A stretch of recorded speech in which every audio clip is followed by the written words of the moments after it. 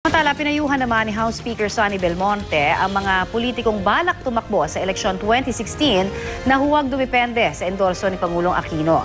Matapos naman ang matagal na pagtangging tatakbo sa pagkapangulo, pumabig na ho ngayon si Davao City Mayor Rodrigo Duterte. Balitang hatid ni Bam Alegre. I'll just keep the door. I will not close the door. Keep it open and... Kung dati sinasabi niyang wala raw siyang balak tumakbo sa pagkapangulo, ngayon, nag-iba na ang tono ni Davao City Mayor Rodrigo Duterte. Sa isang local TV program, sinagot niya ang mga kaibigan at mga taga-suportang nagsusulong na kumandidato siya sa eleksyon 2016. So I leave it open for God to decide. Total, yung presidency, kung iyo talaga yan. God will somehow find a way to place you there. Paski na ayaw mo.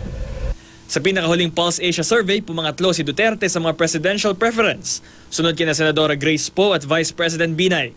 Sa survey naman ng SWS na humingi ng 3 pangalan ng mga pwedeng humalili kay Pangulong Aquino, pumang-4 ang kilalang istriktong mayor.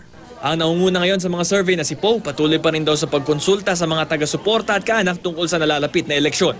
Ayon yan kay Senador Chis Escudero na bukas sa tambalan nila ni Poe at kumukonsulta rin sa iba sa gitna ng kawalan pa ng malinaw na makinarya.